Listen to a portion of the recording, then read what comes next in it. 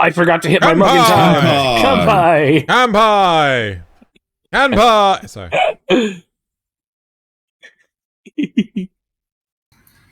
Welcome one all to episode 90 of Kanpai Cast. Today, we will be discussing the wonderful world of original worlds. No, don't start again. No. It's broken. It's broken. It shall start again forevermore. So, before we begin, and while Nasuth is trying to sort out his obsessive drinking, we'll just do a quick round of housekeeping. A reminder that all links to the relevant locations, our Discord, Xeno's Patreon, the other bits and bobs will all be in the description below, along with timestamps if you can't see them in the lower bar. And the gentle reminder, you had better go and join all of our stuff. Yeah. Xeno's Discord, Kanpai Cast Discord, and even Naz's Discord, because he is a little bit of a Twitch streamer these days, and it's I don't actually know if I have my entertaining. Discord in the description. I'll have to add that. Oh dear. So, and as a last little thing, there are a couple of points. Next week, we are doing the season roundup, and we have a few planned episodes coming up. But if you do want to suggest any episodes that we might want to do, please feel free to leave the comments in the description, or just a comment or like, kind of thing in general. Subscribe. That would greatly help out the channel. Or guests, if they have any suggestions for guests. Yeah. Oh, yeah. I'm starting to curate a list of guests. So. That'd be fantastic to get some guests back on the show again. Mm-hmm. It might even stop Xeno complaining about the heat. Nah.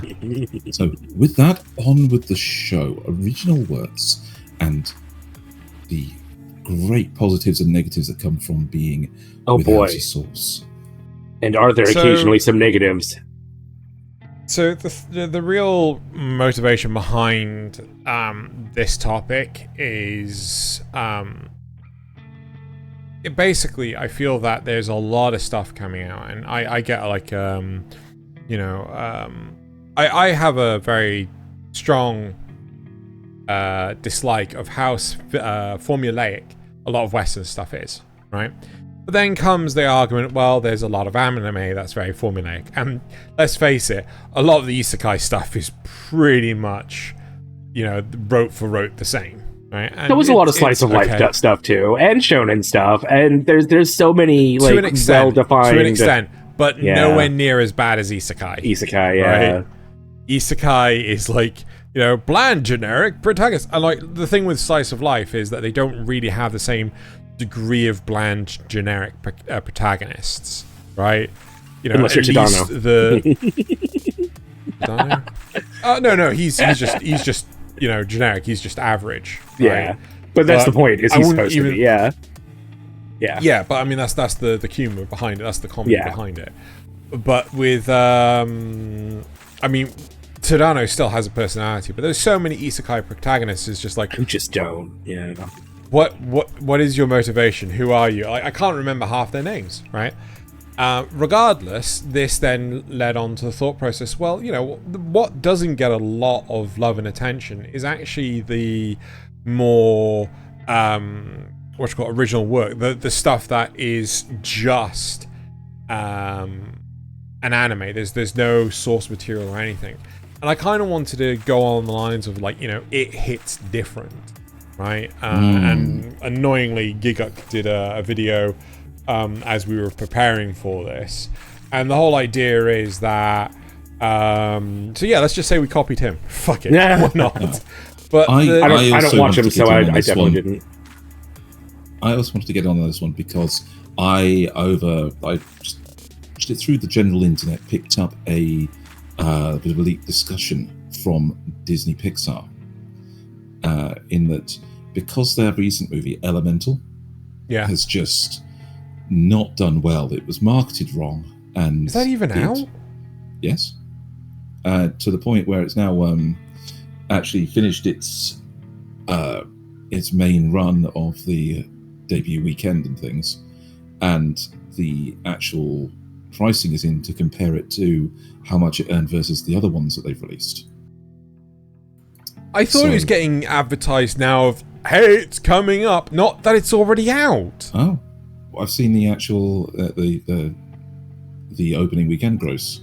They've really fucked that up. They've massively fucked that up. Okay. Yeah. So they tried to do a Studio Ghibli, but they're not Studio Ghibli. Well, no, because the advertising was as far back as 2 years ago, or year before last, if not full 2 years, when they first started advertising it.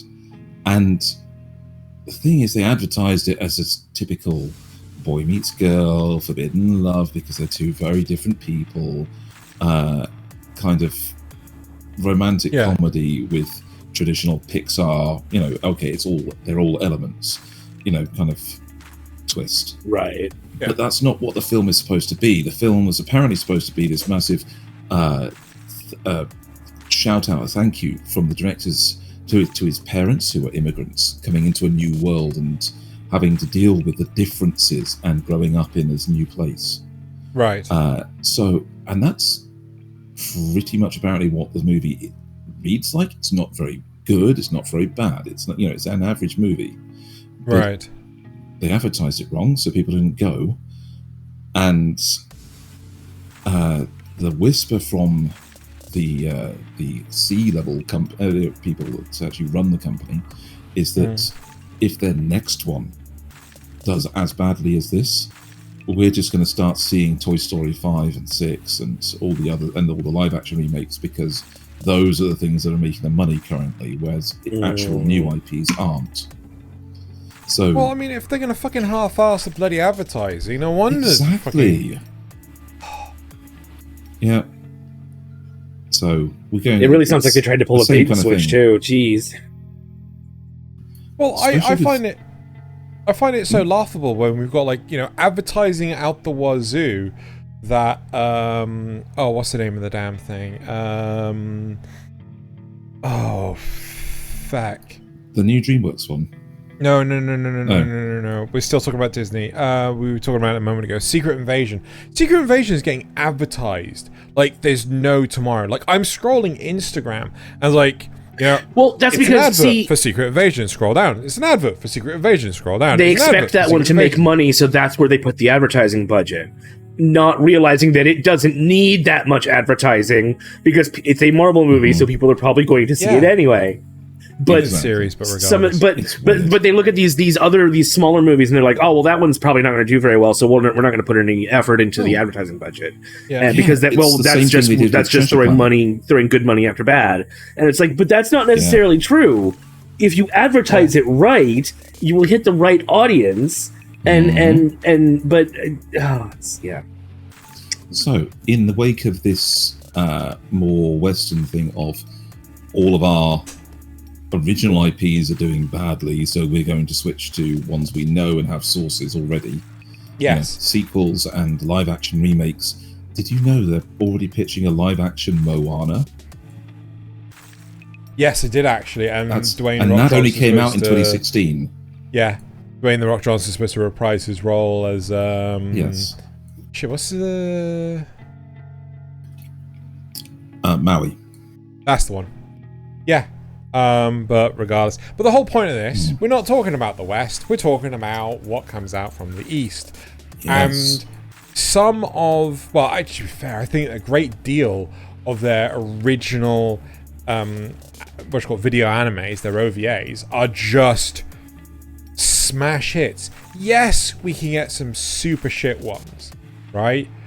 But at the same time, I don't think that realistically there's many, right? And one I'm gonna start with, because I like to realistically point this at. He's gonna talk about Checkman. He's gonna talk about Checkman. No, I'm not. Okay. I'm not gonna. I'm gonna talk about Kabaneri of the Iron Fortress, right? Which was to me, all right, right? Because Nasuth and I watched this not so long ago. I watched it years ago, but I drag Nasuth along to watch shit all the time. And, we watched this, and effectively, to me, this is Snowpiercer, right? But instead of snow, zombies. Zombies, yeah. Right? And it just works. It just bloody works. It is so good. Like, there's talk about the whole, like, oh yeah, there needs to be an uprising within the you know, they have this whole classist society thing on the train, right? But they kind of squash it relatively quickly because it's like, look, we all need to work together, right? We have this whole us versus them mentality, but they squash it because they all need to work together, and it works so well because you have these hybrid zombie creatures, like effectively, I don't know, let's call them ghouls or whatever. They're a Kabaneri, and yes, cars screeching outside. They heard the word Kabaneri, they were like, wait, somebody's talking about Iron Fortress? I'm on my way. Yeah, pretty much. But yeah, it's such a good series. Whereas things like Snowpiercer, they had internal drama. It's just like, there's a Snowpiercer Netflix series, and it's pretty good. It's not the best thing since sliced bread, right? But this is the best thing since sliced. It's so good. Oh, come off it. No, we talked about it as we watched it, and I had a couple of logistical problems. But I mean, I didn't hate it by any means. It's better than mid, but it's not amazeballs. It's sort of nicely in the acquired taste sort of zone. Yeah. Yeah, but that's fine, right? That's fine. Yeah. But I mean, to me, amazeballs is acquired taste, right? Like, no, a must watch. Right, okay, fine. Right, so yes, this is 100% an acquired taste, right? It's not going to be for everyone, right? Yeah. There's so few anime out there that is an absolute must-watch, right? But I mean, it looks good. They don't skimp on the animation budget. The stories, at least, you know, like again, I said, like, I had a couple of little problems, but overall, I never found myself bored or really going, what the fuck is the motivation of these characters? What are they doing? Why are they doing this? You know, it is a really good, solid show. So my question to you, before we actually, because I'm interested to know what it is that you had issues with. Do those issues enter spoiler territory? No. Well, one of them is right off the bat with the collar that he puts on, and that whole sequence makes like no sense to me. Okay. But I'm struggling to think of some of the other ones. I think they came later, and they might have had to do with the giant colony monsters. Okay. Yeah. Okay. Yeah, I'm not going any further than that. Yeah. So I think let's just talk about it briefly, right? Let's smack on the spoilers in case anyone wants to watch the series themselves. They don't necessarily have to listen to the spoilers. Let's just give them the opportunity to go, oh, I'm going to pause it here. But if they have watched it, then we can actually debate about this now, right? So first off, you didn't like the whole him preventing what? If I pause, then the show stops. What do you mean if you pause? Because he's a host. If he pauses, then the show stops. Oh, you haven't watched it. Okay. Okay. No, carry on. Spoilers. It's the risk of the trade. It's a job to take the hit. Right, okay. So, you didn't like the whole him choking himself out to prevent the infection from getting to the brain. Yeah. Right. To be honest, I think there was more to it than that we don't know. I think the thing about it was, but if it's an original work, then all we know is what we're shown. Yes. No, I completely agree with you, right? But I think maybe this was gearing up for a second season. I mean, who doesn't gear up for a second?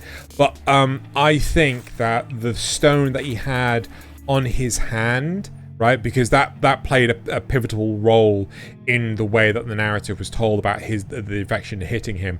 As soon as it hit the stone, as well as it hitting, his head and his, so on and so forth, the infection just instantly receded, right? So it could have been the fact that he was choking himself out, trying to make sure that it doesn't hit his brain, or it was the fact that the stone actually made it recede, right?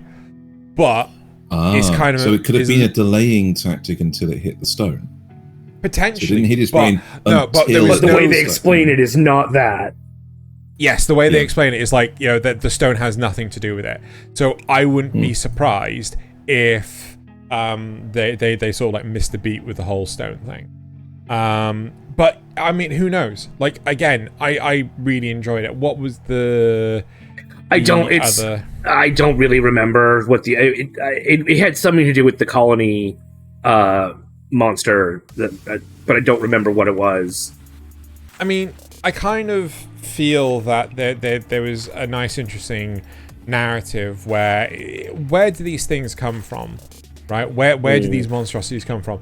And we don't know, and that's fine.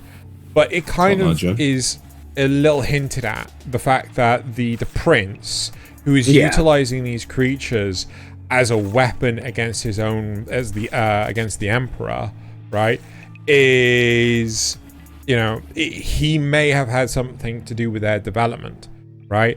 He may have, or he's just, you know, weaponizing them to the nth degree, right? It's really, really interesting to how he's trying to use whatever he can to effectively punish his father for exiling him, right? And I find that really, really interesting. And I always find these stories about these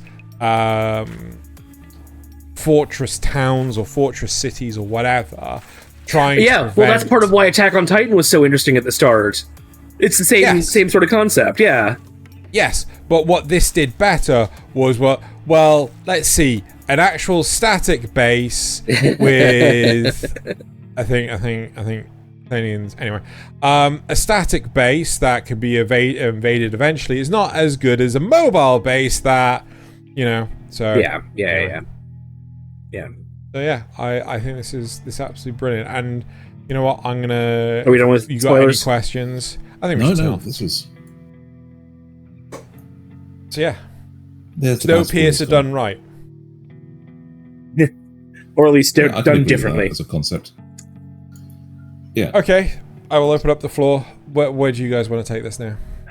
I want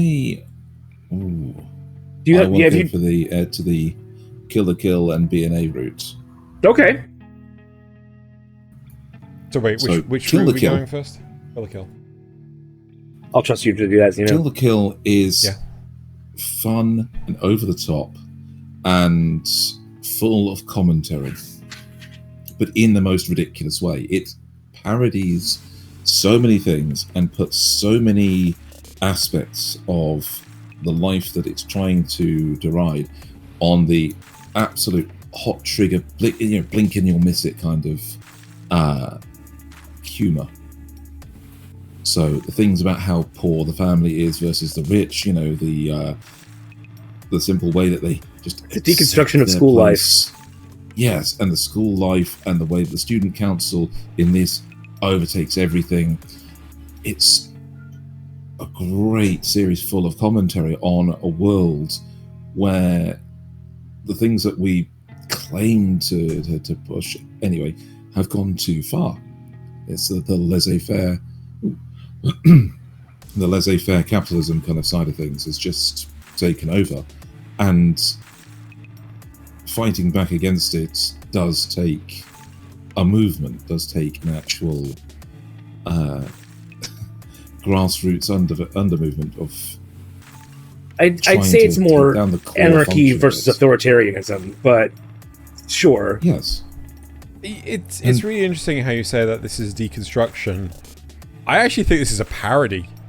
It is more a parody. It's a deconstruction. Parody can be a deconstruction via parody.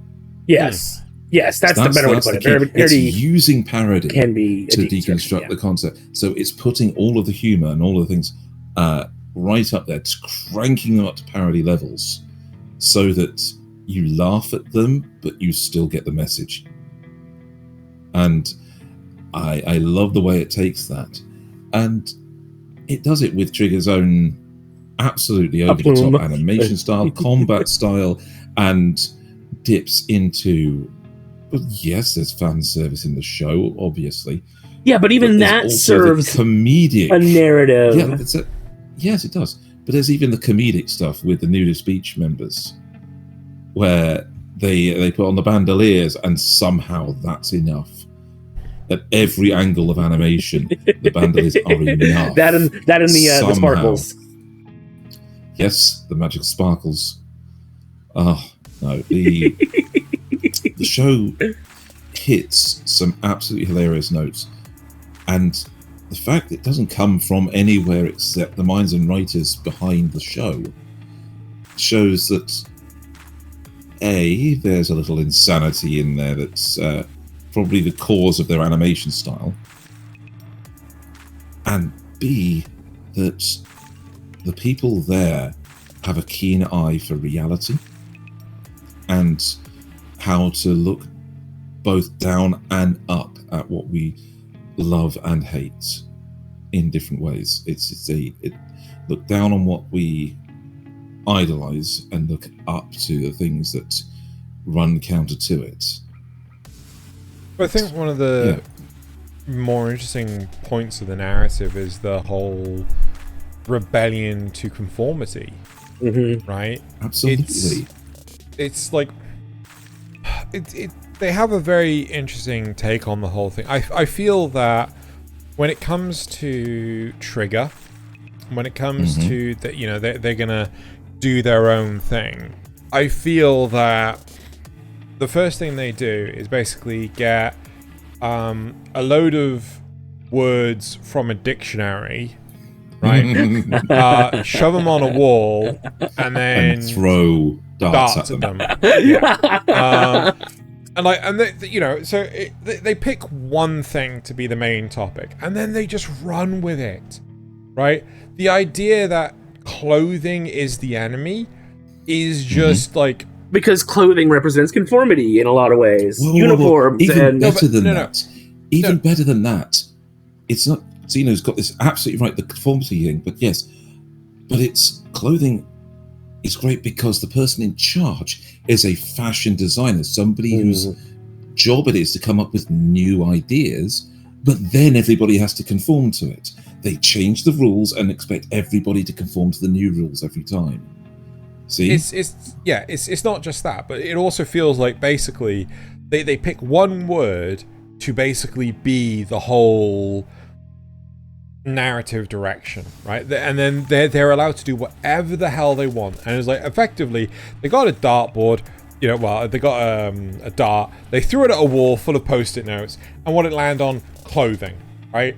And then they went from there, right, to make the best narrative they could. And I feel that they gave it the right amount of time to bake in the brain soup, so to speak, in the brain oven, to come up with a narrative point that just works so well, right?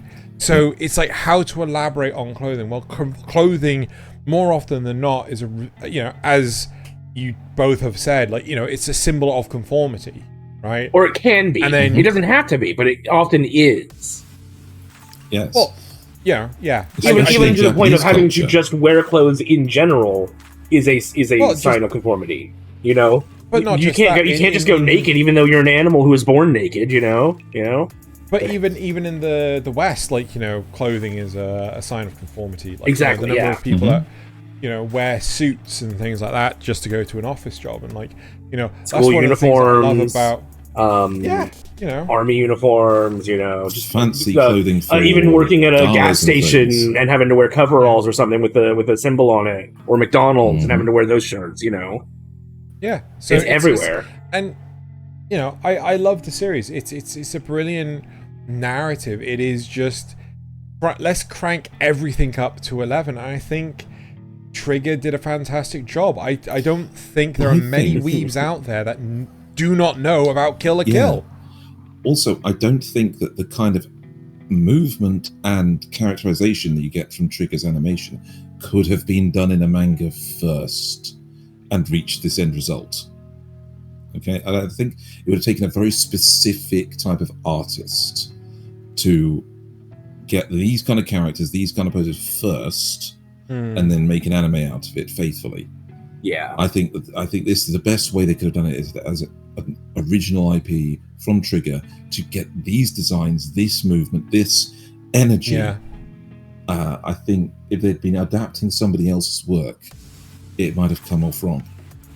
I think that is a very good point, because a lot of the time when it comes to OVAs, they carry a different quality of energy as opposed to, you know, what like a manga can start with, right? A manga has, I think there is a maximum pace a manga can go at. What that can be is limited to when it's translated into anime. Exactly. And, you know, when it comes to just an original anime adaptation or original video anime, it just, you know, like, fuck it, we can set the dial to whatever you can totally Gainax it and do a gunbuster where things accelerate at the speed of light at the moment you want them to. Yeah. But then let's transition this to BNA. You know, brand new animal, same studio, same kind of storytelling, but the energy is a different quality again. Yeah. So you've got these same kind of colorful, vibrant characters in a world that's surprisingly clearly defined in for, you know, compared to Kill la Kill. Kill la Kill might as well exist in a desert with like 3 places, you know, in the world.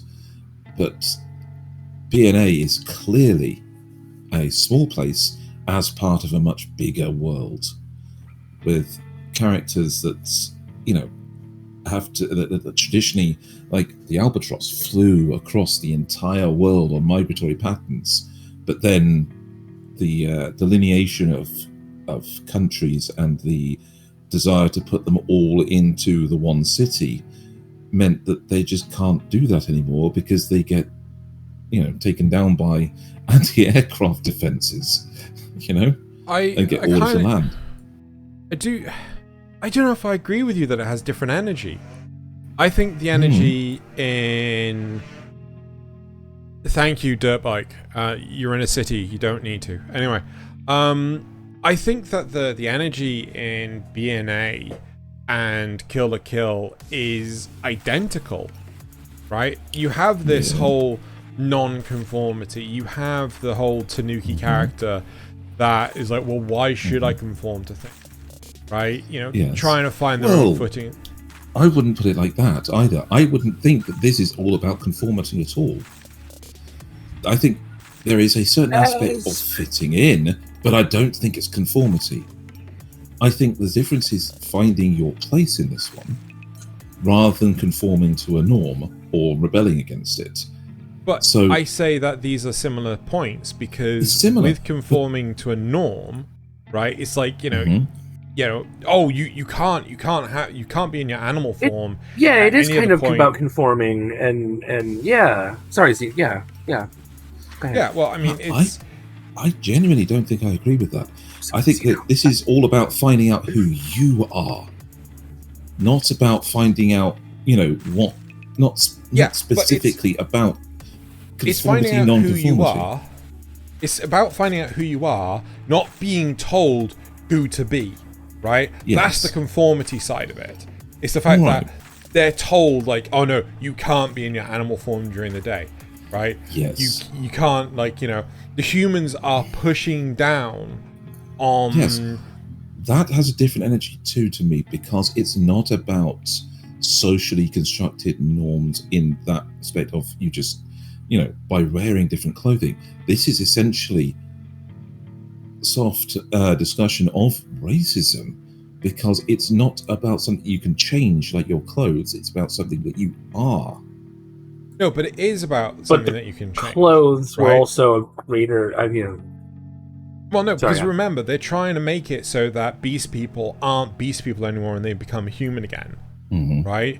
So, like, you know, they're trying to, you know, remove that element of, you know, you are an individual, you are part of the collective instead. You are part of, you know, you're no longer part of your culture, you're part of our culture. Yes, I'm not going to deny the whole racism element to it, right? But the part of racism, I can't believe we're going to talk about this. I'd say it's more bigotry in general, because like... Okay, so here's the difference, right? Yeah. So bigotry can be hidden to an extent, right?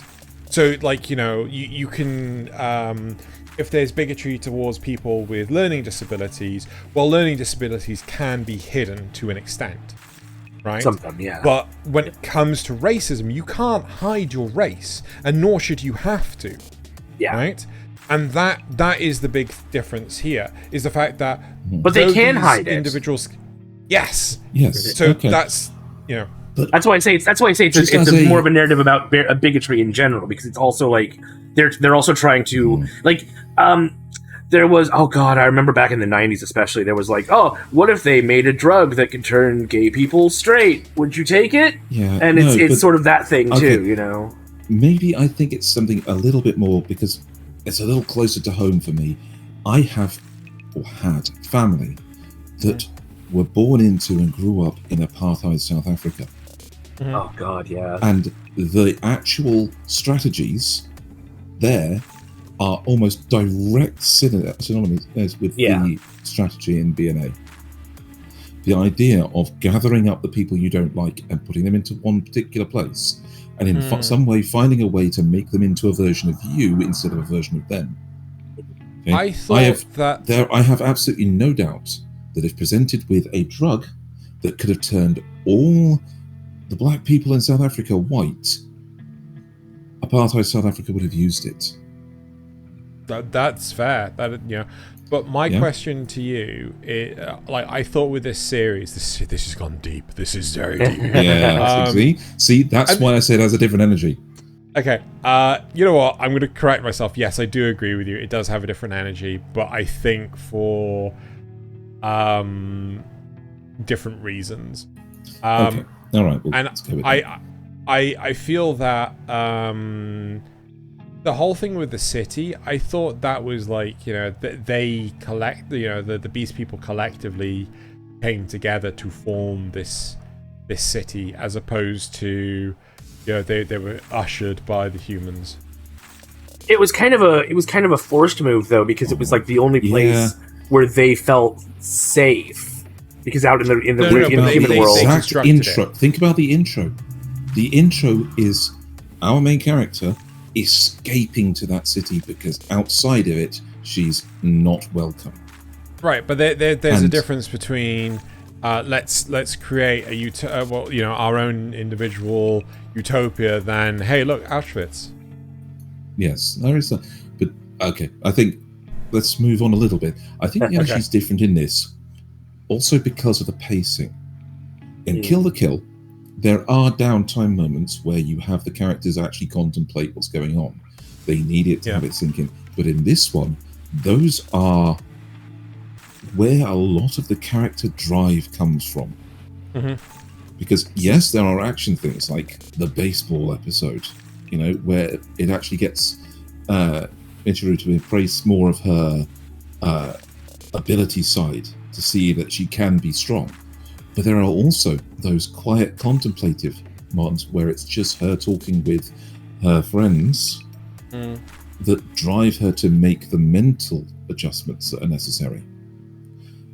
I will agree with you very much that this is more of an internal reflection, whereas Ryoko was just like, no, I'm going to smash that. Yeah, it's less of a wacky who she is and where she's going. It's less of a wacky school life deconstruction with commentary and more a show with commentary that has like a really solid sort of mystery storyline to it, with some action thrown in and everything. It's got that like fantastic vibrancy. Yeah. Right. Okay, let's move on. Yeah, let's move on from this one. Okay, Nasuth, where do you want to take us? It could be somewhere entirely off the rails. I want to talk about kind of when original works go bad, and so do you? I want to talk about Tiger and Bunny, because Tiger and Bunny, you thought I was going to go to Housing Complex C. That is another good example of where original works go bad, but in that one I think it was a lack of budget. Whereas in Tiger and Bunny, I feel like the problem is that once they ran out of that first season, that solid first season, because they had no other source work to draw from, it kind of just flopped. It had this really good running start, and then it just, like, cartoonishly, it just stopped and fell over, you know? And and almost I think like Tiger's 5 minutes. Wait, what? He can only go for 5 minutes. Tiger can only go for 5 minutes. Oh, yeah, it only has 5 minutes limitation. At the end of it, he's got 30 seconds, which is something like that. Yeah, hilarious. I love it. See, this likens back to the Disney stuff. They don't want to let a money a good franchise go. Yeah, they won't let a story that is functionally complete just rest on it.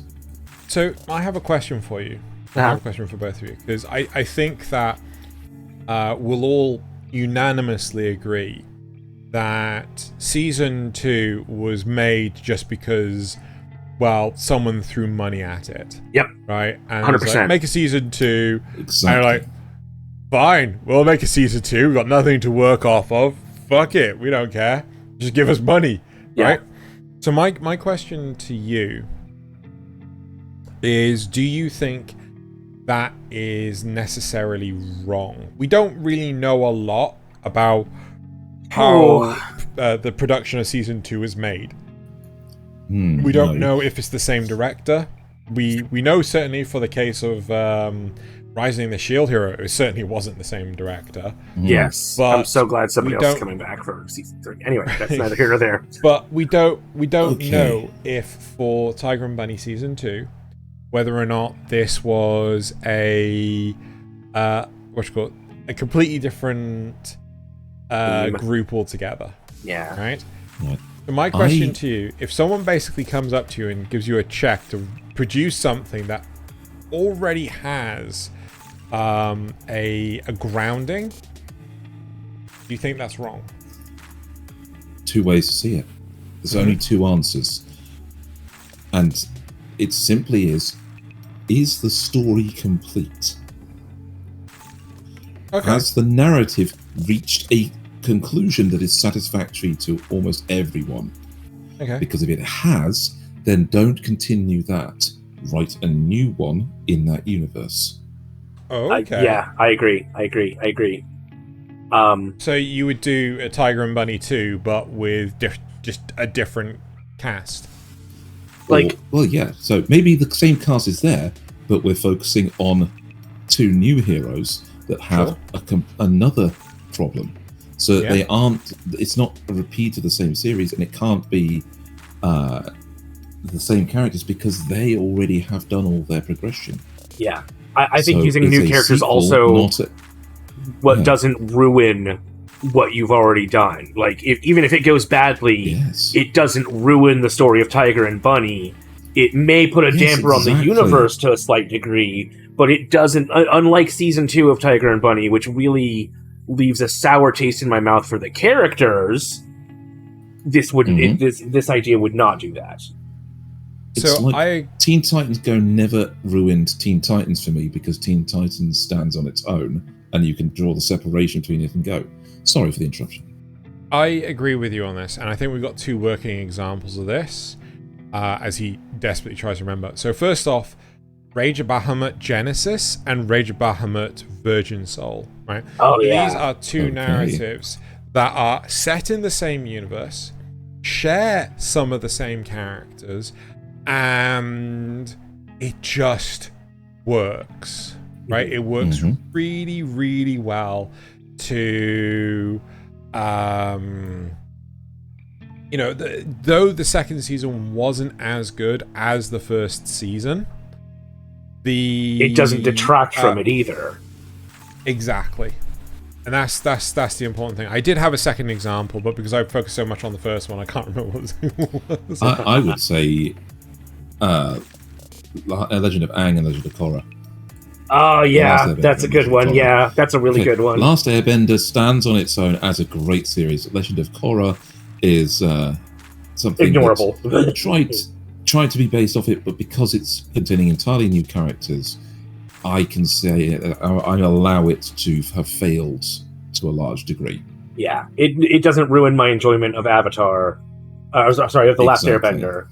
The same way that oh god, what are some of these reboots? Yeah, exactly. Ruins my enjoyment of season 1, unfortunately. Yeah. How many more times can we interrupt Tino in the next 10 minutes? So 100. Where were you going? Where were you going with this? I was agreeing with you. I think that, if you want to do this right, if you want to do this respectably, right, then I think you need to actually turn to yourself and say, right, if I was to take this as like characters from the same universe but different characters from the original series, that could work so well. You could have Tiger and Bunny be mentors to like 2 new exactly.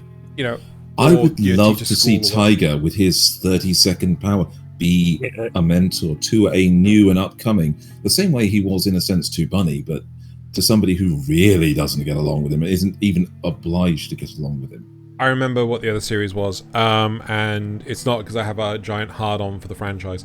JoJo, right? So the big thing, it's no lie, right, that both Nasuth and I have completely differing opinions on parts 4 and 5 of JoJo's Bizarre Adventure.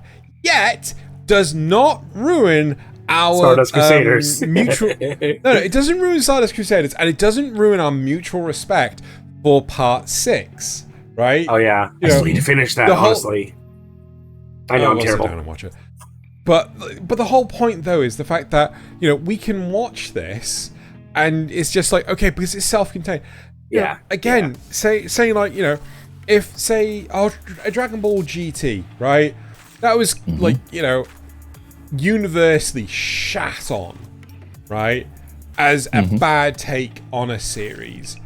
And I think one of the biggest drawbacks is because of Dragon Ball GT was how it influenced later receptions of Dragon Ball Z. Super. Right? No.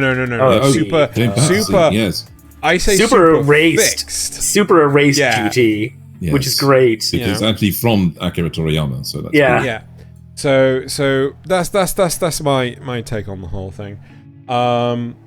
But do you have anything you want to add about Tiger and Bunny? So your question of morality, I have no problem taking Netflix's money. Give me your money. Waste your money however you want on me. If it was Netflix. Yes. However, the moral part of it comes into the actual production, and that's where I 100% agree with everything that's been said. Yeah. I mean, I think a large part of the thing is that you have people that all across the world, all across different industries. There are people that just want to take the money and run. Yeah, that's do the bare minimum work, and then you have people that are prepared to do extra.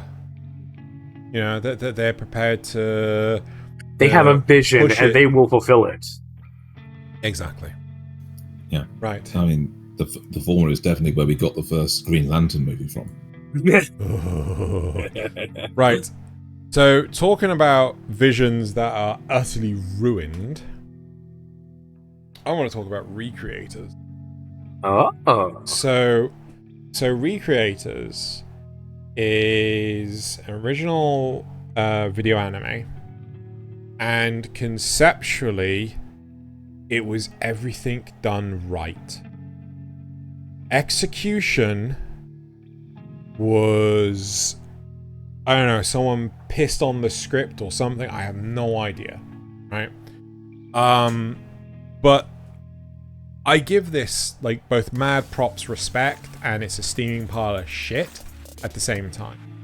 Because what they did was they tried to do this kind of reverse isekai on fiction, right?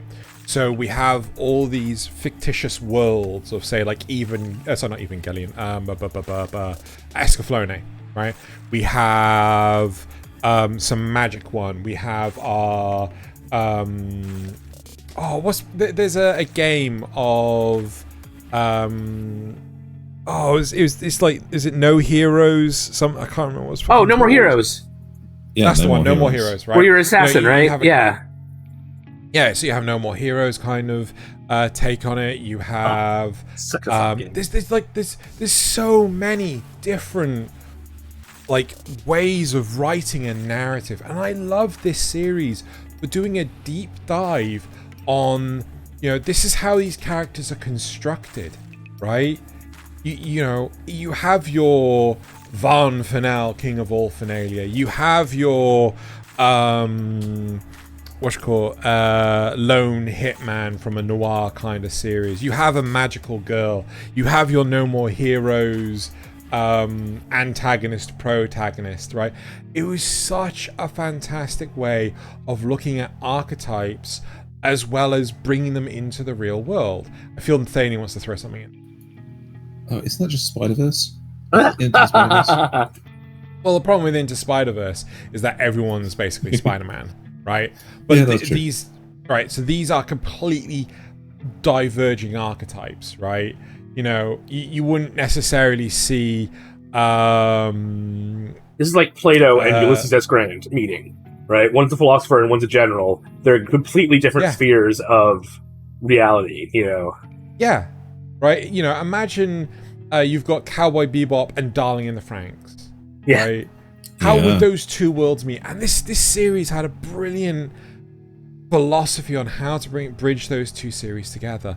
And they actually had the guy that came up with the characters, as far as I understand it, was the author of Black Lagoon, right? He did a fantastic job coming up with all of these characters, right? All these characters from different narratives, different narrative styles. You've got me so far. Where does it go bad? The writing is pure ass. Aww. Right? They have such a plethora of fantastically interesting characters. Maybe all of two of them are used, right? It's Kanpai like Cast word of the day. Always make sure that you say plethora to people that have had a bad day, because it means a lot. Is it plethora or plethora? Plethora. I agree. Depends on your country of origin. Yeah. Right. Like, you know, and it's an absolutely fantastic series in concept, but the narrative was just weak sauce. The character that you thought was going to be the main female protagonist, right? She starts off for the first, I want to say, quarter of the show actually being a big, huge influence and driving force of the narrative, but then just takes takes the bench and just does nothing for the rest of the series. And she's replaced with this secondary character who's sort of like your if you've got like a D&D group, she's the wizard in the back that's kind of like quiet and humble to herself, and like you can see her just sat above Nasuth's head. You can just see her head there. Oh, the white-haired one? D&D that won't fireball the entire group. Okay. Yeah, exactly. Right. You know, just like, or maybe a cleric or something, like, you know, a healer. Sorry. Okay. Is that played as like a subversion of your expectations, or does it just feel like bad writing? It just feels like bad writing. That's the sad thing. Like, they had such an amazing concept on their lap. It was there. All they had to do is properly sit down, think about how they wanted to take the narrative, and, you know, properly construct it. But the problem is, about halfway through, well, maybe 3/4 of the way through, two-thirds of the way through, it feels like they were just making the plot up as they were putting the episodes together. And it's like, I just despaired. I despaired massively.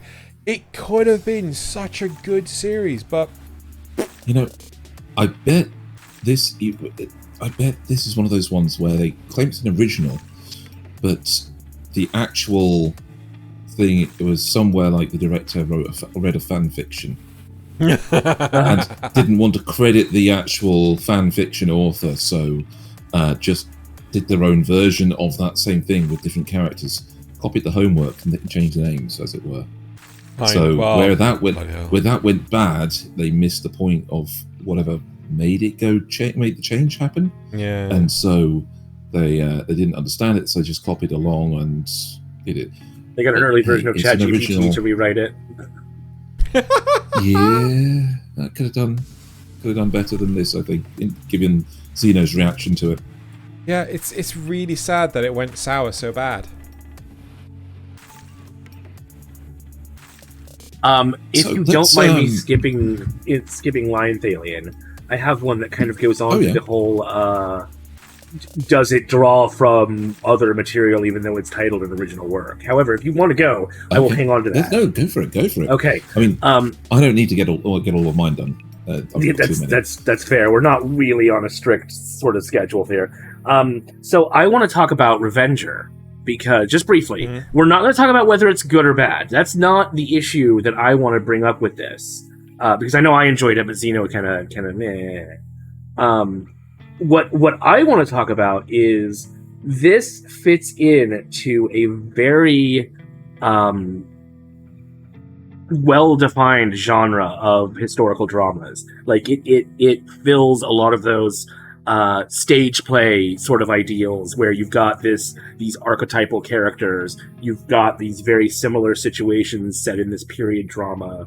And so my question sort of is, if they're drawing on the wide range of stories and myths that exist at this period, does that make it an original work, or does it make it a derivative of this type, this setting?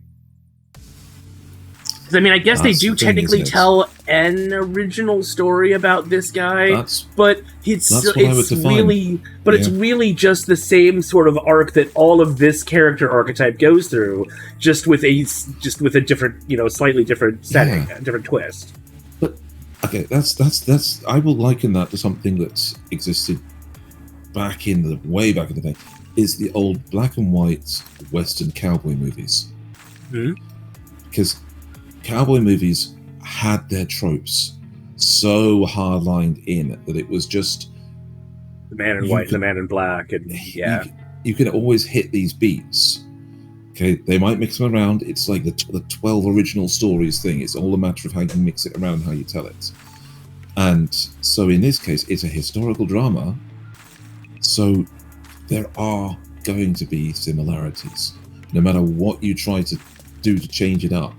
This isn't Batman Ninja. We're not going to suddenly have giant robots. Okay, so but like, you always have these similarities, as long as the story is actually new, even if it hits some of the same beats, it's original.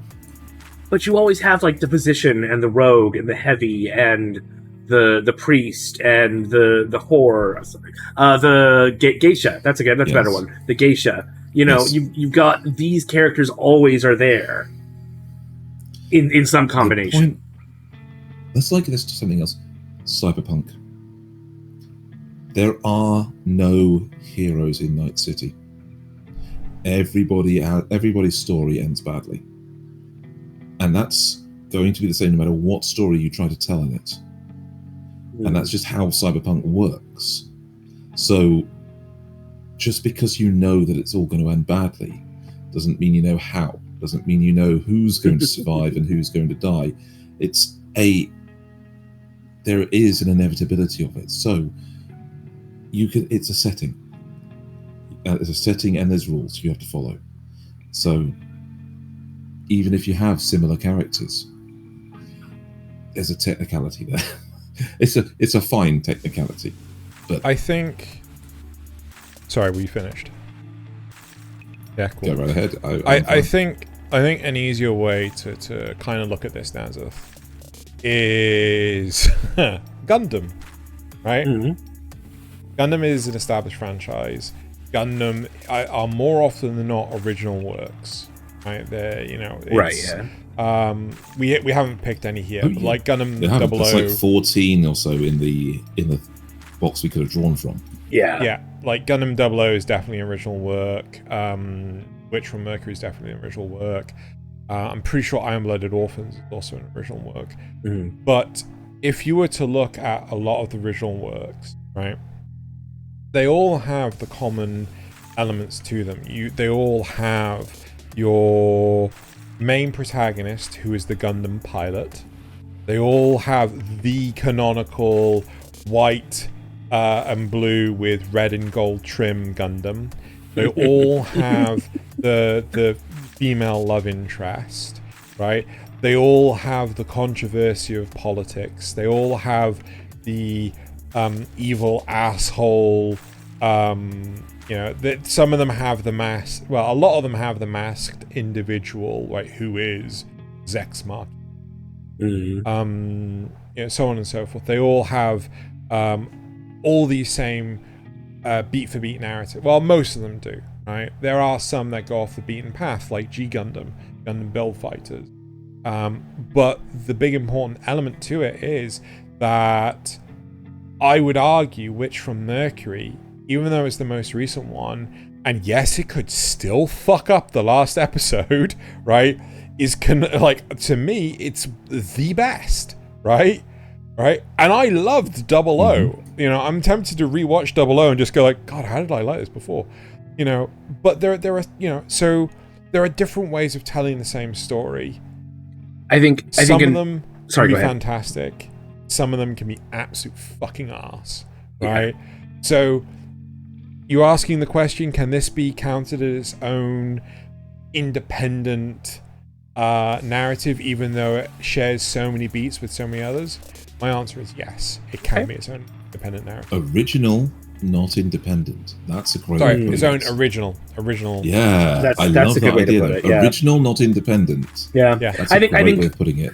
I think based off what both of you have said, there's also another one that fits in with the West, and that's the hero's journey, right? Because that is beat for beat happens in so many stories, but they're all technically original. Yeah. If I never have to see another superhero origin story, it'll be too soon. I'm not kidding. Like, it's the same story. Come on. Every single time it is the same bloody story. And they don't even try to change it. I mean, technically you say that about Star Wars too, with Luke Skywalker, but at least that was early on enough that it was the fucking 1970s, right? Yeah. Fine, okay. Mm-hmm. But the fact is, we have two fucking Peter Parker origin stories that are fucking beat for beat the fucking same. Actually, technically we have a Miles Morales story as well, but it's again beat for beat the fucking same. Give me something different.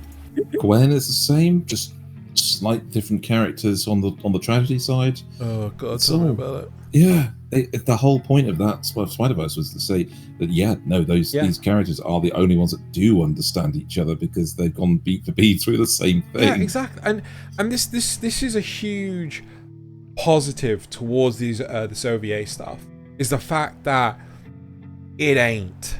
At least try something different. Yeah, it is always trying to do something different. Yes, we have our difference of opinion for Revenger, but in all honesty, I can't think of another anime that I have seen that is the same as Revenger. The closest is Bakumatsu Bad Boys, and that one just fell so hard on at the end. Well, I say at the end, about the middle. Well, I never watched. Yeah. But even things like Samurai Champloo, even things like oh god, no shit. It's Dororo? Dorora? No. No. I think it's Dororo. It's Dororo. Again. No, it's not Dororo. It's Dororo. Right? It's about this guy set in alternate historical telling, and my light just went out. And basically he as a baby was sacrificed to demons to make this land fertile and things. And the demons took his skin, took his eyes, took his tongue. They took everything from the baby, and basically the baby was a husk. And when he was delivered, his mum died of I think his mum died of fright. And he was to be executed and things like this as the firstborn heir, and instead he was Moses down the riverbank sort of thing, and he was given an opportunity to, I think he lost all his limbs and everything, and he basically becomes this assassin, and he is on a revenge journey to get his life that was stolen from him back, right? Again, it's nothing same setting and everything, nothing like this. Yeah. Yep. Okay. Cool. It's a good series. I just want to talk about something that has really got me foregoing its own way, and that's Redline. Do it. I absolutely loved Redline when I first saw it, and I've loved it the 17th time I saw it. Okay, I mean, it's got the great visual design, it's got the great characterization, it's got the energy to rival any Trigger show. You know, everything from it hits the note of looking like it should feel to do these things. So one of the things I will always come back to is the way when they hit their nitro boost on the cars, the animation of the cars has them go boom, boom, boom, boom, boom, boom, pull back, shake, and then vroom, across the screen. Oh, so it does the Star Trek Enterprise warp thing. I would always say Looney Tunes kind of this kind of way of doing it. These shots, of the stretching of the perspective, of the speed. They have the opening race that this is part of. Some of the side characters launch missiles, guided missiles, like chained missiles, to go after this. And the missiles, because the jet engine hasn't kicked in properly yet, just launched, actually fly alongside the cars for a bit and then draw ahead of them. Yeah, because they haven't actually managed to accelerate past the car. But then the whole thing's set to this action race thing, but it's a love story. So it's just a love story. I think one of the most amazing elements to Redline, and again, it's this was touched upon in a Corridor digital animators react thing. Like one of the best elements to this is the fact that when you're doing films like racing stuff, and you're doing this whole change of perspective, effectively what you do is you kind of shift the lens in your film camera to focus on what was the to draw out horse perspective? Psycho. Kubrick, not Kubrick. Hitchcock, thank you. Hitchcock did this. He discovered this amazing technique where if you pull the camera back but zoom in at the same time, you change the perspective. And this is the sort of thing that we're talking about. Foreshortening? I think it's called foreshortening. I think you're right. Dolly zoom is what the technique's called. There you go. It's so a dolly zoom. Dolly the camera back, but zoom in at the same time. Yeah. And again, it's amazing. But these are the sorts of things that practically you can only do with a physical camera. They actually hand animated this. Yeah. Right? Exactly. They made these effects. See, look at this. By hand. The missile hasn't accelerated past the car yet. The car's going that fast, so the missile it's just caught up with him. Yeah. It's aiming for something ahead of him. And he can actually see it flying alongside. But I mean, look at this camera's perspective. You've got like a tiny little bit of fisheye on it, and it's clearly you've got some actual cinematographers. But then you get shots or like cinematographer this, nerds. where you've got this is the kind of detail and things that we only got from quite a lot earlier in the anime movie thing. It's movie backgrounds. If memory serves, this film was massively over budget. 10 years late, right? That's wonderful. That's wonderful. But look at it. When it hit, oh my god, it hit different. Like, wow, you couldn't be like, your jaw is hit the floor, right? It is absolutely fantastic. That's incredible. And it's one of those films that you have to watch a couple of times to actually get the full plot. Yeah. The first time I watched it, I had no idea why Lynchman was suddenly off going to the ships that were orbiting the planet to destroy them. Yes, they were an orbital platform to take out the races, but there was you didn't realize at first that the whole reason for the Redline movie happening where it is is an actual political thing. It's somebody has actually commissioned them to go and expose the planet they're racing on to something even more. I mean, one thing I will say is I really feel that if there's any franchise that Redline could fit well in, it's Cowboy Bebop, right? Space Dandy. Yeah, like it's the way how mechanical everything feels, and there's still a very hands-on feel with how things are done. I could so totally 100% envision the events of Redline happening in the Cowboy Bebop universe, right? Mm-hmm. You're making me want to watch this. There's political motivation. Good. You should. You really should. Yes. Right. This is one of those few must-watch movies. And it's a movie too. Yeah. So it's not like you have to go through 12 episodes or anything. Yeah. Yeah. It's like it's not. It's a fun one where, to Zeno's point of it being mechanical, these are actual cars and vehicles, and they go through. Yes, they have some suspension of disbelief on the physics, but they go through the stresses of mechanical vehicles. When he gets a bike, it's a hover bike, and he's not used to it. So the idea of when it hovers up, he's like, "Whoa, okay, you're not used to this," and he crashes it. It's like things like that. I mean, one of the most amazing things is like they're driving on effectively a dirt track, right? A dirt track to the point of like if they hit a rock, they should go flying off. Because I don't know if you know this about Formula 1. See the rattling as well. Oh god, yeah. A big thing about Formula 1 is they actually have to manually go over the course to make sure that the course is clean. There's no dips or anything. Yeah. Not just that, but there's no crap on the course. Yeah. Because if a car at those speeds hits a bump, it's fucked. Yeah. Right? You can spin out one of those cars with a chewing gum wrapper. Yeah. They have to specifically design it to not take off because they reach that kind of speed. Yeah. Yeah. So, but like in this, it's just like, fuck those kind of physics. But it's amazing how, again, as Thaylien said, you have that kind of level of detail in the rattle. The mechanics involved in this were just like, wow. So it's the Fast and the Furious in anime form. Oh, fuck the Fast and the Furious. This is the fastest and the furious.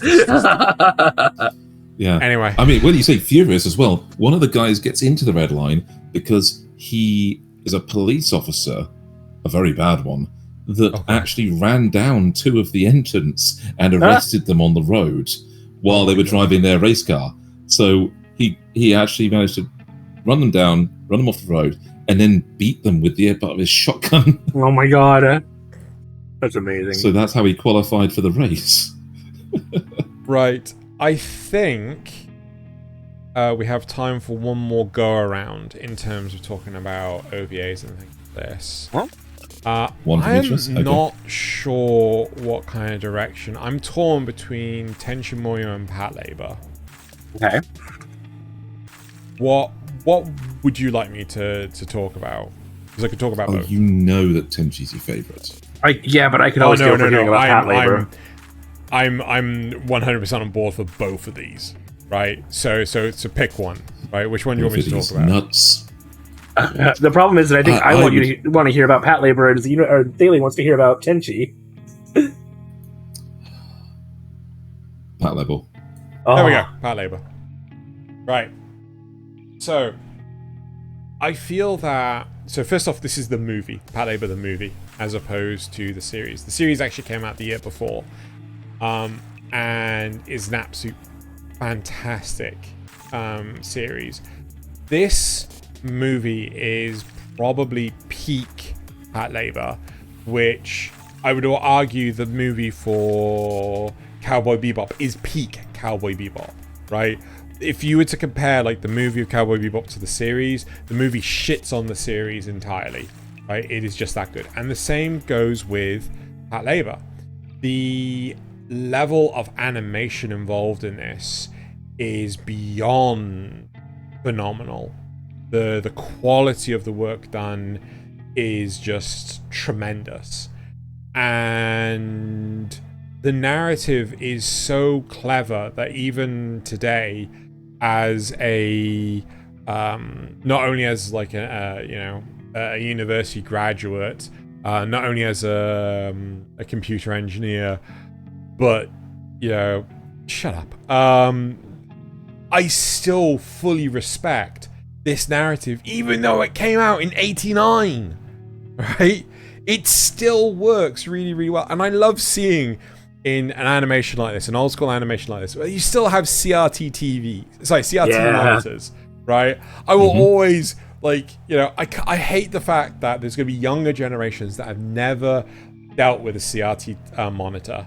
I keep wanting to say TV, a CRT monitor, right? Although, I mean, there are kids that already don't know what a dial-up phone is. Floppy disk is.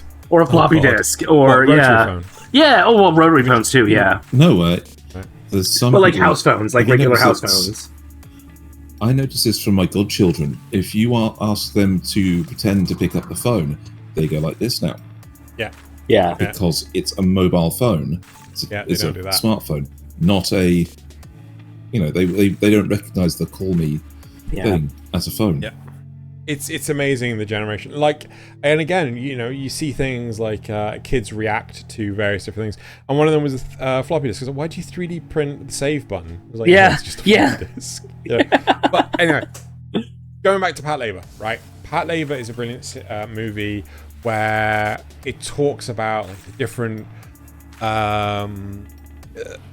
different degrees of justice, the different degrees of criminal behavior, right? And one of the better parts of the whole system is the fact that these guys are effectively the SWAT team, right? But they're the SWAT team with real size robots that are 2 to 3 stories tall and could quite easily crush a house, right? So as they're operating, and they actually worry about that. They actually, it's like they only have I think 6 rounds, right? In their police issue revolver. This revolver is massive. The rounds are as big as a person's torso, right? And you see someone carrying them and reloading the gun and everything. And they have to do it as an individual by hand. They have to they eject all the casings and everything, but they have to reload the individual rounds. And it's a brilliant movie. The whole concept of someone could be so full of themselves to plan out something to the extent that happens within this movie is just wow. This it's a really good This guy did not care when his plans were going to kick off. He just knew that they would kick off. Yeah. Right? And because of the course that humanity was going in. Yeah, it was. Oh god, yeah. But again, it's a brilliant series where it's I keep saying series. It's a brilliant movie where they're trying to understand the psychology of the criminal. It's a really good police procedural drama.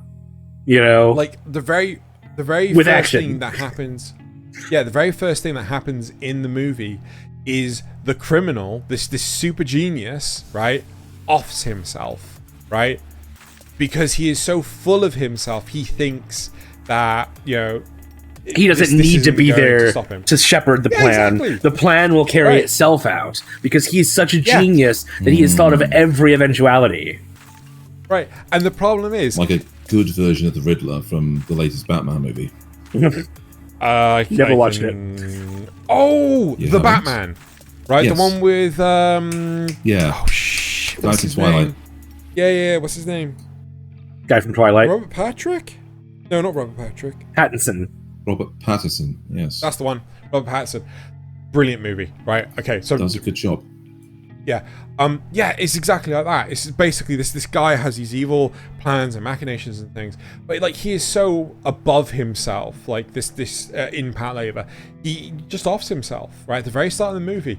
And that leaves nothing but questions for the rest of the cast, right? They have to work out how this guy thought, how he planned to execute all of this.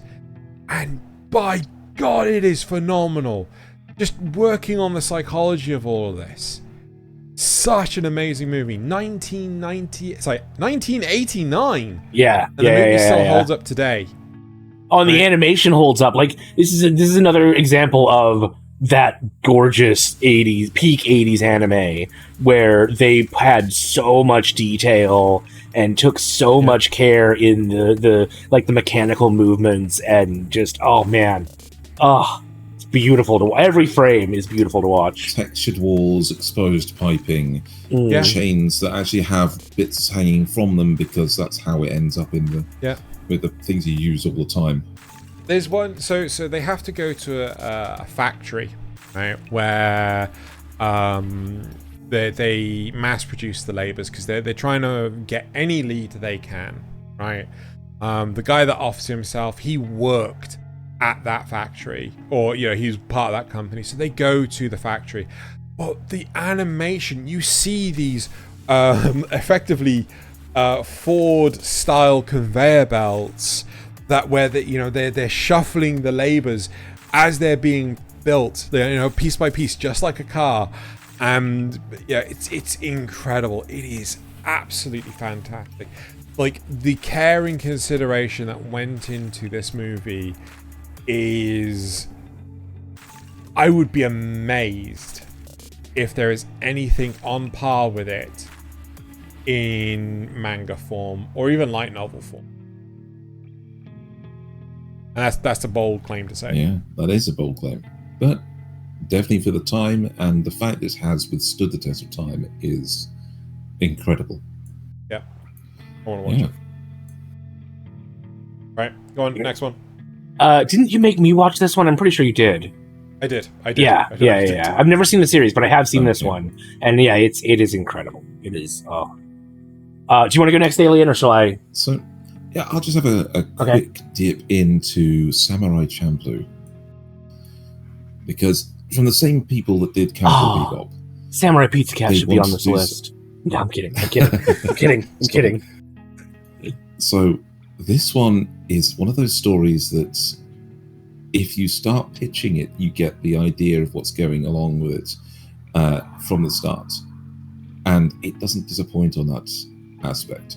It's simply a pair of Ronin happen across each other in a restaurant. And a fight happens that they happen to get swept up in, but they're the only two properly arrested, and they're going to be sentenced to death for being Ronin, for killing other people. I think one of the people they kill is the son of somebody important.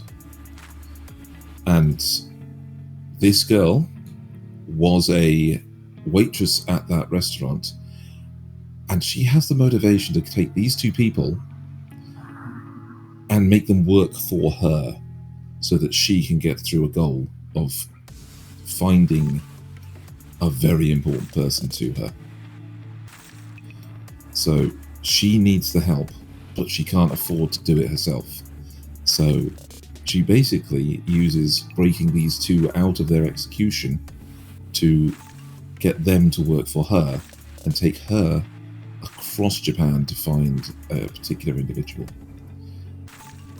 And these two Ronin hate each other.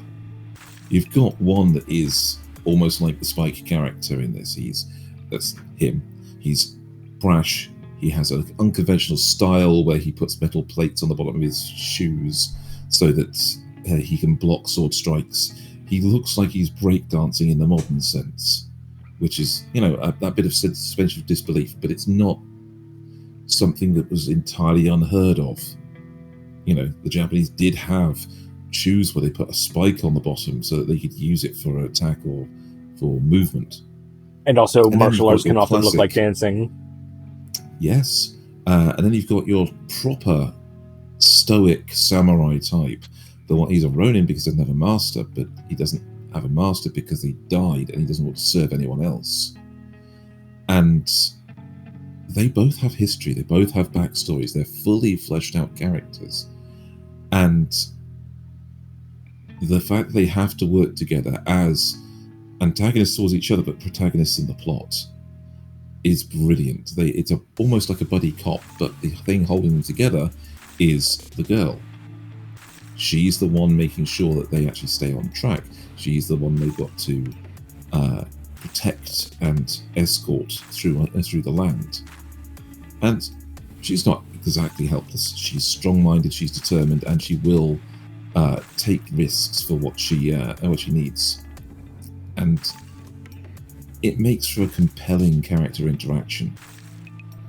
In the same way, I feel that the Cowboy Bebop cast, you could almost say they just happened to be together. And things worked out the way they did, and now they're just going to go along with it. And that's somehow more interesting as like a found friends kind of thing than a lot of the other pre-made groups we've seen in anime, where you can see they have a childhood friend, or they have, a school friend that they have to work with, they have a rival. No, these guys are just mashed together by circumstance and have to make do. And it even ends really well. I do want to put up spoilers briefly just for that, because they do, in the end, find who they're looking for. And when they do, the amazing thing is they let the story be. Because at the end, you just go, oh, we're done now. And they all walk off in different directions. We don't have to hear whether they meet up again. We don't... So what you're saying is that in the end, it doesn't even matter. Ha. Sorry. The thing is, it does. The story changed them, it influenced them, but because they no longer have a reason to be together, they can now go about their lives again better for the experience. Yeah, okay, yeah. Yes, but not necessarily together. And that's okay. They let the story, with them as the protagonists, completely rest, and they go off to be part of their own stories again. They've done their time as a group, and now they can move on again. And I love the way they handle that. It doesn't need to be more than it is. And that's why I say when we discussed it earlier about has the story finished, you couldn't write another Samurai Champloo with the same cast of characters. It just would not work. Oh, you shouldn't. Yeah, you shouldn't. It just the characters have had their growth. They've had their thing. They are now moving on. If you were going to write a sequel, it would be about one of them doing their own thing. Maybe. No, it should just be a different set of characters. We spoke about that. Well, sure, yeah. But what you might meet these characters again in that show, but they're not main characters. Yeah, and even if you did focus on one of them, you wouldn't wedge them all back together. Exactly. just to get that old magic. Wouldn't work in that way. Yeah. So we can take the spoilers down now. That's my bit on that.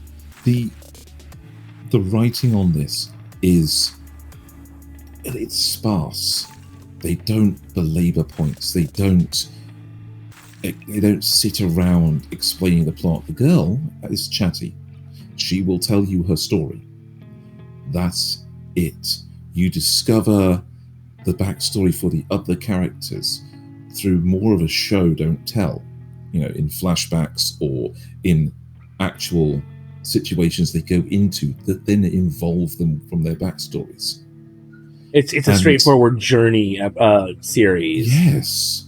Yeah. It works because of how straightforward their goal is and everything that wants to stop them from doing it. Everything else comes organically out of that. Yes. Okay. I don't know if I was too young when I watched it. I never really watched it, if I'm honest. I know I tried to watch it because it came from the same people that did Cowboy Bebop, but I think I had a lot of problems with how this was written, and I think a lot of it came down to the fact that I didn't know who these characters were. The motivation felt weak and flimsy, and at no point in time did I like, well, why don't they just fuck off? Why don't they just go their own separate way from the beginning, right? There were so many questions involved in that. I think that I respect where Thaylien's coming from in a large sense. I know I did not enjoy this nearly as much, but I think maybe I was just too young to appreciate it. I think a rewatch could be worth it for you, you know. Yeah. Actually, when you say that you don't know their motivation, the funny thing is, they don't know their motivation for the most part. Okay? They know that they have an obligation. Their lives were saved, and the girl will just keep they owe a life reminding them debt. that. They have a life debt. This is what she wants to do, so this is what they have to do in turn. So but like, they grow into the motivations they get. Mugen never gave me the sense. Mugen never gave me the sense that he would care to honor that life debt. That's the thing that, like, I do strongly remember. Like, well, he's a Ronin, though, isn't he? Yeah, they're both. Ronin. They're both like disgraced samurai. Well, yes, but they are. Well, so they've got a code, even if they don't necessarily follow it. No, but here's the thing. One of them right? is a samurai. He's not really a samurai. Okay. Not the aesthetic. So he's just a wandering. He's kind of like. He's kind of like playing samurai, but you don't really ever learn anything about Mugen. Like, he could be a proper Ronin, or he could just be a lunatic running around with a samurai sword, right? Mm-hmm. You just don't know. No, but the other thing is that even though he's not a samurai in the traditional sense, he has the honor in his own way. He has his code he follows. So even if his code dictates sometimes that he just fucks off, okay, you can predict him because of it. Yeah. Okay. You know the situations where he's going to react, where, you know, I guess I'll help out. Or you know the situations where he'll just say, no, fuck you, I'm off. I think this is like an Akira situation. When I watched Akira the first time, I just let it. But like when I watched Akira multiple times later, when I was much older, I was like, fuck, I appreciate this shit tons more. I can understand it more. And I could easily imagine that's the same with Samurai Champloo. Yeah. So, Nasuth, do you want to round us out with a last pick? Do I? I could. Yeah, actually, I could. I actually do kind of want to talk briefly about memories. Magnetic Rose specifically. Well, I'm going to use it kind of as a narrative for these anthology movies in general, because this is part of Magnetic Rose is part of the Memories anthology, which also includes Boomtown and Stink Bomb, right? There's also another one that I tout quite a bit called Neo Tokyo that has Order to Stop Construction in it, which is from the animator that did Akira. So that's it's beautiful, absolutely gorgeous. But my point is that these are a way for animators, for studios and animators to tell these short, almost experimental stories. And sometimes it fails. I really don't like Boomtown. I also didn't like one of the stories in Neo Tokyo I really didn't like. And there was another one that was just kind of but then you end up with stuff like Magnetic Rose or Order to Stop Construction that tells a really nice, tight little narrative in about half an hour and looks gorgeous while it's doing that. And I think that's something I'd love to see more of, because it does give these studios a chance to get out of their comfort zone, to do things that they might not normally do. And it's also something you don't see a huge amount in the West. You do see some of it. You get like Love, Death, and Robots, which is that American production? Yeah. Or Black Mirror, where each episode is a different story, often from a different director. and sometimes it works, and sometimes it doesn't, and there's just not enough of that, I think. So Magnetic Rose specifically tells the story of a salvage crew who they find this amazing wreck, right? And they go inside of it, and they start seeing ghosts and weird other stuff, but it's not actually haunted, as it turns out. I don't want to spoil it, but it's not actually haunted. Okay. But it does mess with them in just it's almost like an Event Horizon sort of situation where they start seeing things that are very personal to them, that are traumatic to them, and all the while you've got like this gorgeous soundtrack because one of the main ghosts apparitions is an opera singer. She's like the heart of this ship, and oh man, just I can't give away the ending either, but it is beautiful. It's just go watch it. Go watch Magnetic Rose. It'll only take like half an hour. Nice. So does that bring us to the end, gentlemen? I think it does. Unless you guys have anything to add. I genuinely have to appreciate the amount of original IPs we've got out of all the selection we've had. Yeah. But there's so many more, and I think we do find some of our best storytelling and some of our worst in the original section. But the point is that they're taking a chance Every time. I think the big thing is that even with the bottom of the barrel, when it comes to OVAs, we have so many more in the system and things like this. But I feel that there are some OVAs out there that, they're bad and things, but not dregs of the isekai barrel bad, right? Yeah. They're usually not bland. They're usually bad in a memorable way. Yeah. It's just like, just like ReCreators, right? It's bad in a memorable way. Yeah. It's it had such potential, but it fell flat.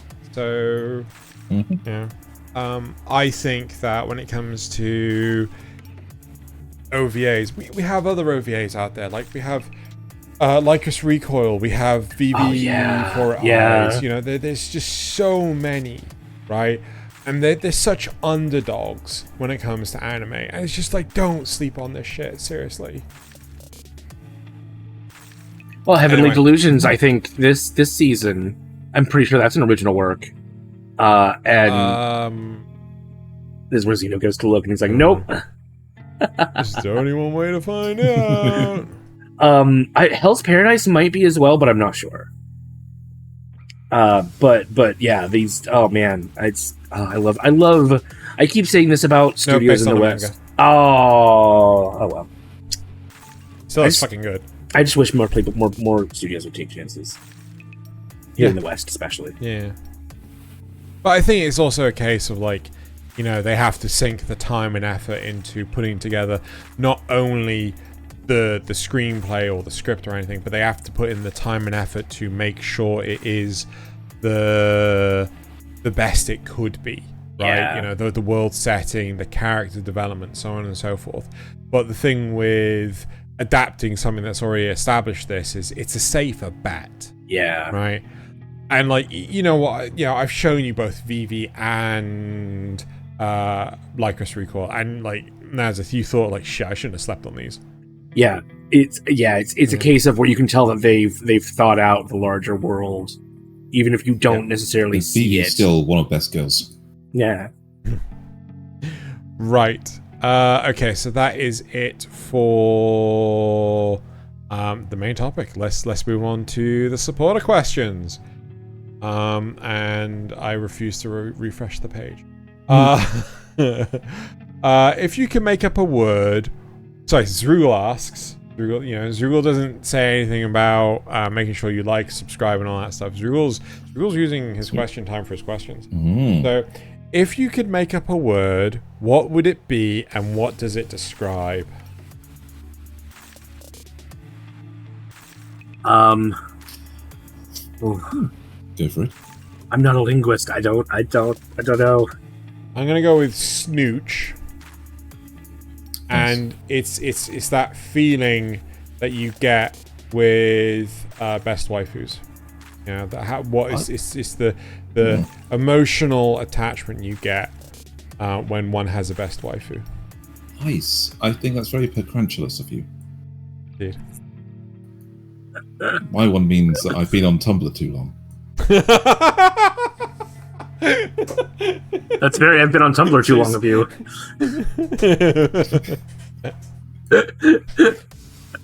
Are you gonna try Nasuth? No.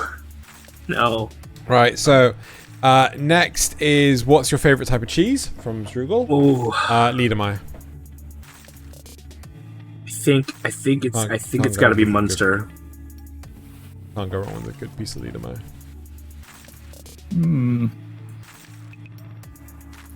I'm going to probably say mozzarella. Nobody picked American cheese. Oh, halloumi. Damn. Halloumi's good. Halloumi's good because you can stick it on the bone. No. I would say mozzarella because you can have it sliced or you can have it melted, and you can have it on quite a lot of foods, depending. Right. Nasuth Golden Age asks, do anime thighs save lives? 2Bs do. No.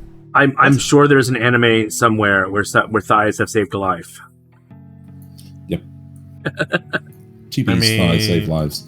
You say anime, anyway. But Asks don't because she's skinny as fuck. Anyway, so Nasuth Golden Age also asks, it's time for the old gem again. If you could take a classic 80s show like MacGyver or The Incredible Hulk and turn it into an anime, which would you choose? I feel like I chose the A-Team last time. I'm not sure if I asked specifically 80s before. I'm going to say the A-Team. Go for the A-Team. Either again or for the first time. I think Short Circuit. That's a movie, but and that's I'll take a movie, it. so I'll take it. I'll take shows. It. I can't think of any shows, but Short Circuit, I think, I'll take it. Very good anime. Perfect Strangers. That'd make a great buddy anime. Right. And the next one is use the word respectively in a sentence. They receive sentences of 1 year and 8 months respectively. There you go. Who did? Not because I had the definition open at all. They is a loose term. Johnson and Henry, who had a sentence of 1 year and 8 months respectively, had their sentences raised to 12 years. Right. Thay of the Kingdom. Why is it so hot? Bad enough Pollen doesn't like us, but now the air is angry too. That's not a question, that's just a statement. More like the sun is angry at you. Well, I mean, I'm not kidding. Since we started, it was 28 degrees, right?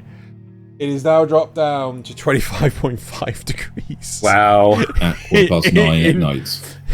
In the time we started, it has dropped down 2.5 degrees. Sounds about right. Like, wow. I feel so much better for it. Anyway, when I got into my flat today, it was 29 degrees in my flat. I was roasting. Anyway, so I'm going to move on to the comments from this last week. So, first of all, from the news, Zrugel says, yeah, the Shield Hero bar is set pretty low after Season 2. Step over it. Oh, boy, is it. Right. Strombus Shell says, I don't know what anyone says. I don't care. Oh, I don't care what anyone says about the Godzilla 1998 movie. Was part of my childhood. It was awesome. Yes, it was. Yes, it was. Bloody good movie, right? I don't care what people said. It was a good movie. Right? You're among friends. I remember seeing one of the Blackjack movies years ago. Really like it, but didn't even know there was a manga, let alone it started and stopped before I was even born. Yep. You little babby. Feels that. I knew that. I remember there being a movie, but I've never seen it. So right, and then moving on to the comments from the cast episode. Adverts for it from all those manga box releases of versions of shows. So I would get the manga VHS of things like Appleseed, Patlabor, the movie, Guyver, so on and so forth. And for some reason, they always came with adverts before it. Yeah. Yeah. Well, they're trying to get you to buy more VHS, aren't they? Anyway. Yes. Right. So, Zrula says, from the cast, I'm 99% sure I commented on Thursday, but if the filter caught it, I should still be able to see it. Yeah, this is the second time this has happened to Zrugel, and I don't know what's up with that. When I was looking for comments initially, it said one comment and there was nothing, and I tried sorting by newest, and I tried looking in the looking at the video itself is better than looking in the studio. Yeah, right? I tried looking at the video. Also, sometimes it's better to see it in incognito mode. Oh. Right? Yeah. And there's so many stupid things, right? Like the comment section of YouTube. Like, again, I remember someone on 10 o'clock many months ago, they would actually write a bunch of so they would have so his comment might be too long. An essay. Right. No, not that. No. So it's not that. So they had like an essay, and they would have like parts 1 of 5, 2 of 5, 3 of 5, 5 of 5. I was like, where's 4 of 5? And we actually had to go back and forth on this because they accused us of actually deleting it. And it's like, no, we just never saw it. Yeah. Right? It's not that. They couldn't see it either. Like, their comment disappeared. Sometimes YouTube just eats the comments. Yeah. Right? So like maybe write it in a notepad if you want to make sure that we do see it, or post it to Discord. Yeah. I'll tell you what, the one that really got to me was on what's the name, the bad guy music video. Seth Everman posted "I'm the bald guy," and it got it was the most liked comment in YouTube history, millions and millions of likes. Yeah, it got deleted about 6 months ago somehow. Wasn't the channel. YouTube just ate it. So YouTube is quite unstable. If we're not reading your comments, or if you write one and it disappears, I promise it's not us. We love comments. I eat your comments. They are my sustenance. Yep. And I read them as well. Strong Michelle says, this was a good listen. Glad you mentioned Castlevania, but I think Invincible and Samurai Jack would have would have been good to talk about. Maybe Boondocks. I have not seen... That's actually fair. I have not seen Samurai Jack or Boondocks, on my list, but I definitely seen Invincible. Why not Cory in the House while we're at it? I've not seen that either. I know it was the best anime of 2000 to 2000. So... 2000 to 2000. Anyway, so that is it for the comments. Now we're going to move on to the memes. Don't forget, you can go to twitter.com/Kanpai_cast, where we release memes daily, as well as going to the Discord, which is linked in the description below. And again, same memes go there. Sometimes there's a little issue where the memes get deleted and it starts doing this weird refreshing problem thing. That's Reddit. Fucking Reddit, seriously. Anyway, but all our memes come from Reddit, and now the Nasuth. Right, so MMORPGs be like anime. I have organized my guild into a former military by rank and combat role. IRL. LFG, need healer, please.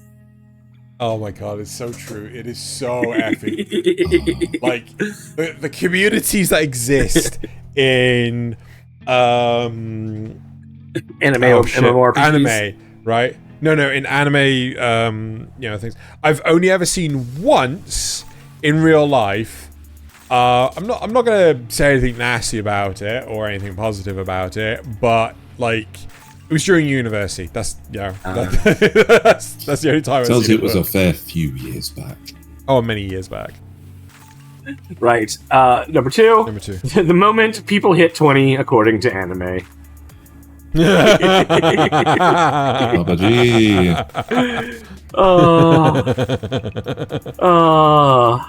Right. Here, I got you some leggings. Oh, what? I love them. But what's this gift for? Oh, you know, helping others is the best way to help yourself, right?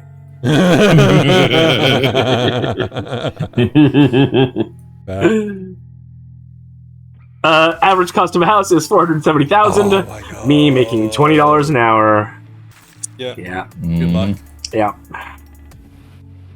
Anime is nothing but chicks with big boobs. Gasp! How dare you? Anime has some of the best stories and characters ever created. And they aren't big boobs. They're unreasonably massive badoinkers. That's brilliant. I love that. And my last one. Girls. I can't believe you didn't cry at the Titanic. Do men even have feelings? Boys. Oh, Goku. Oh, Goku. Time for Thaliens.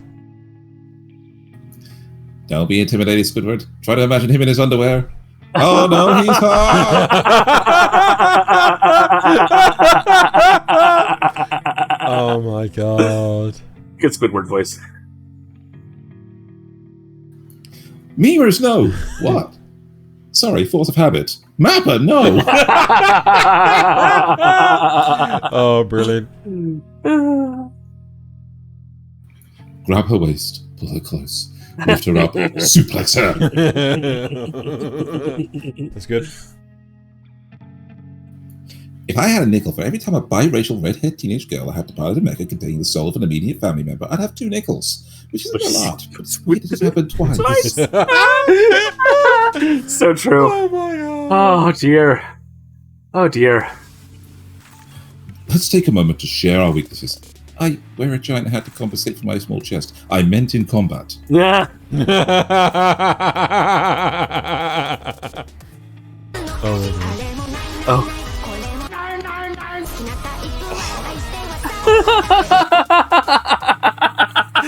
The second I saw, the second I realized what this was, it's like this started, I knew what this was. Fucking, yeah. Oh, okay. Dear. Right. So, moving on to my first meme. Me eats chicken sashimi. My flatmate explaining the situation to our landlord. Every time he took a dump, he would destroy the toilet. I have no idea what that's from. Neither do I. That's hilarious. It's just like, what the heck? Anyway. Okay. All right. Finally finished that 500 episode anime series. My social life can now resume. What social life? You're a weeb.